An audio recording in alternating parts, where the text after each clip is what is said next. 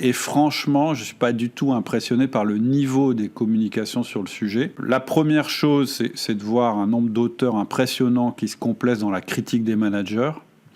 Bon, ça, c'est évidemment, c'est assez simple à faire, hein, parce qu'en fait, on exploite la frustration et la douleur des gens. Et donc, aller dans leur sens pour souligner tel ou tel défaut, c'est simple, c'est facile et ça fait de l'audimat. Mais le problème, c'est quand on fait ça, on incite, consciemment ou pas, la personne en difficulté à se complaire dans la critique. Et on va voir dans quelques instants que c'est ça qu'il va falloir arrêter en premier. Donc, ces soi-disant experts, ils font l'inverse de ce qu'il faut pour résoudre la situation. En fait, leur objectif, c'est pas de résoudre le problème, mais c'est plutôt d'avoir le plus de lecteurs ou d'auditeurs possible. Et ça, c'est pas ce qu'on fait chez Outils du Manager.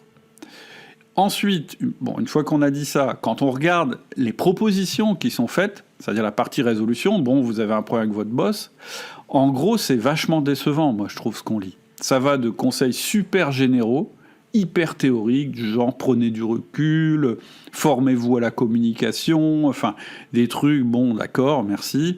Ou alors, on a des analyses pseudo-psychologiques ou pathologiques qui visent, par exemple, à déterminer si ton manager, c'est un pervers narcissique.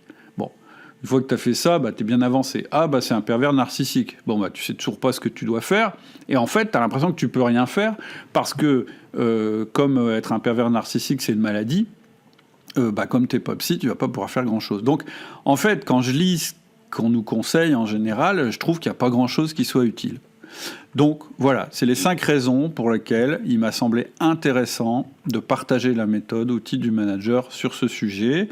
Et ça ne change pas la vocation d'Outils du Manager, qui est de faire progresser les managers qui en ont vraiment envie.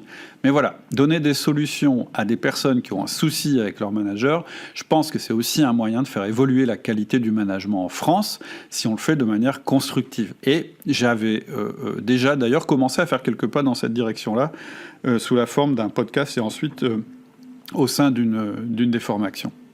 J'espère que cet extrait vous a aidé et vous a intéressé.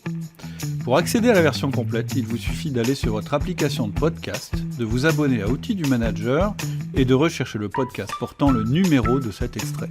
À tout de suite.